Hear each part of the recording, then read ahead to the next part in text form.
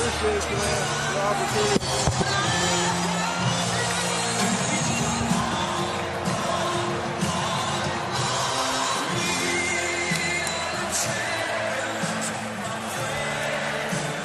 I wanna go far, there's no stopping. I see them watching, I see them hating. One day I swear I'ma be on the station. Mama, I gotta make moves. This Warriors dynasty has been quite an interesting one. They went from kind of this up-and-coming team that was always in the playoffs or making the playoffs with this once-in-a-generation type talent with Stephen Curry to a consistent NBA championship contender. And along their journey, I think it's fair to say that they've broken up quite a few teams in their process. But before we get to the teams that they broke up, just a quick reminder, if you guys are enjoying the channel and you're new, make sure you subscribe. If you're not new, make sure you guys turn on the post notifications.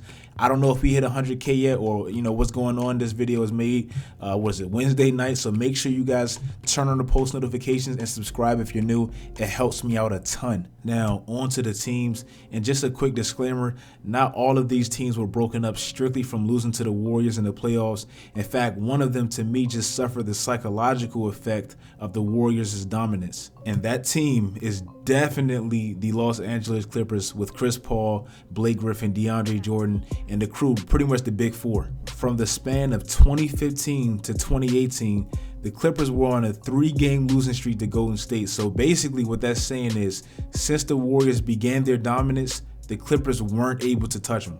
And the funny part about that, the Clippers were actually the last team to beat Golden State in a playoff series before they were immortal and winning all these championships. In 2014, they beat them in the 7-game series. So it's kind of crazy that as soon as they hit their peak and they started winning, the Clippers pretty much couldn't touch them. And I know this was the reason that Chris Paul left the Clippers, because he put in that little documentary that he had with Jay-Z when he was making his decision, he even said, like, if we're not competing with Golden State and we're winning all these games, what are we really doing? I'm gonna show you guys right here. A lot of people see the wins and losses and all that stuff like that, but it's the culture of our team. And I told CJ, I was like, man, tell them, if you ain't trying to contend with the Warriors, then what are we doing? Like, you know what I mean? The Warriors haven't lost in the playoffs. Like, if you're not trying to contend with them, then what are you doing? That short little documentary was filmed in 2017 before he made his decision to go to Houston. And if you actually watch that full thing, he even said, man, I love LA. I love the culture of LA. My family's good, but the winning here, and if we're not really contending with Golden State, as you saw, what's the point of me staying here? So that's pretty much how they split up. Now, the next team, I know some people are going to be like, how the hell did the Warriors split them up? But just hear me out. The next team is the San Antonio Spurs. I'm not sure, or I'm not really saying that the Spurs pretty much got broken up directly from the Warriors, but one thing I do know, the last time the Spurs were actually the Spurs, where they were winning 60 games and Greg Popovich was looking like coach of the year and they looked like a true championship contender, they were actually in the Western Conference Finals with the Golden State Warriors, and they got swept and taken out by some BS, so that's why I put the Warriors there.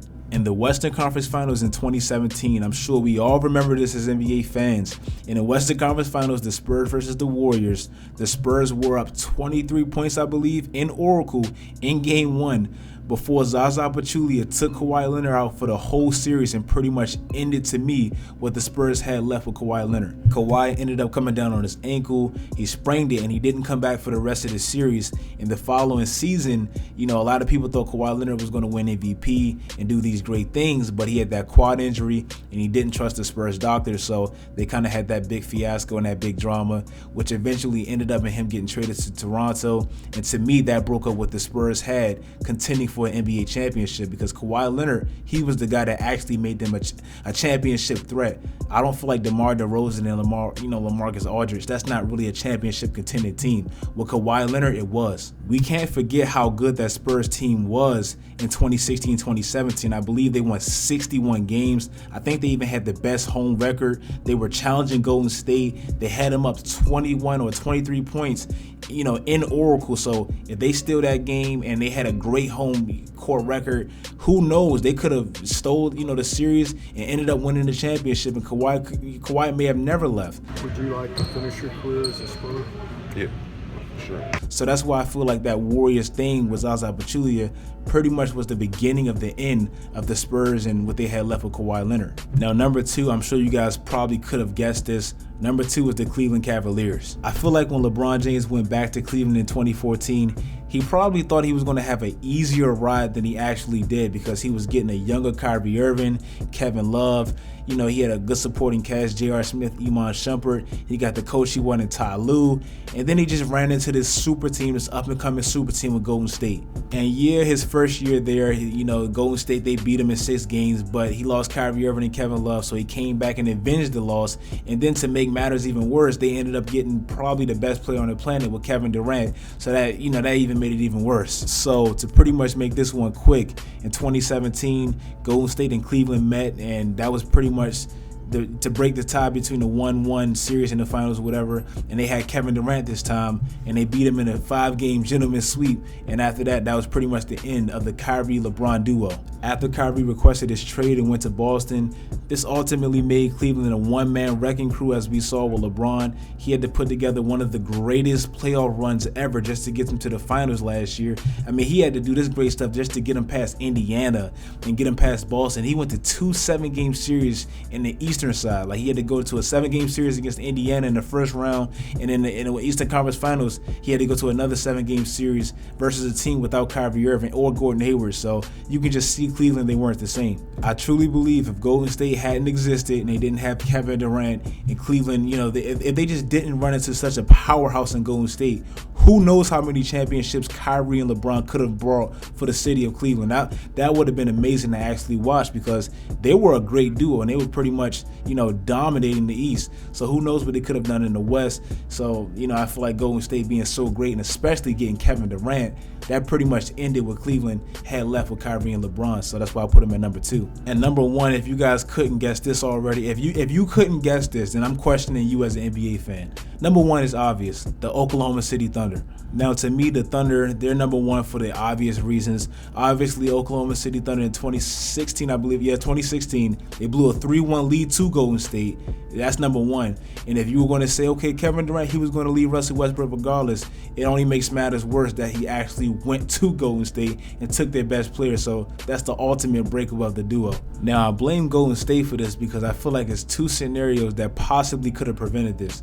Now, number 1, if OKC, if they would have held lead and they would have, you know, actually finished the 3-1 win and actually got to the championship, and imagine if OKC, if they won the championship and beat Cleveland, that would have made Kevin Durant's decision a lot harder, because it would have been a lot harder to walk away from Russell Westbrook and the NBA championship contending or defending team if they would have actually completed it and won the championship. So that's number 1. And number 2, if a Golden State, if they would have won the championship and beat Cleveland and they didn't blow the 3-1 lead themselves, I think it would have been a lot harder to get Kevin Durant. Or Kevin Durant, he even admitted he probably wouldn't have went to Golden State had they had won a championship, but the fact that they lost made him feel needed and wanted, and like they actually desired and they had to have him. So that's that. So, you know, if Russell Westbrook and Kevin Durant didn't blow it, or if Stephen Curry and them didn't blow it, I don't feel like Kevin Durant would be in Golden State right now. So that's the video. Those are, to me, the 4 teams. It's probably a little bit more in the West, but those are the 4 teams that I feel like Golden State directly or in some way had a reasoning for their split ups. And like I said, the Clippers with Chris Paul and Blake Griffin, the Spurs with Kawhi Leonard, the Cavaliers with Kyrie Irving, and obviously OKC with Kevin Durant, taking Kevin Durant from them. That's that. If you guys enjoyed the video, make sure you guys like the video. If you are new, make sure you subscribe. I make videos damn near every day now. If you are returning subscribers, make sure you have on the post notifications. Like I say, I'm going to stress that enough. I'm not going to stress that. I'm going to keep stressing that. That's a big thing with this channel, so do that for me. Make sure you guys follow on my social media sites. Do all that great stuff, guys, and until next time, stay tuned.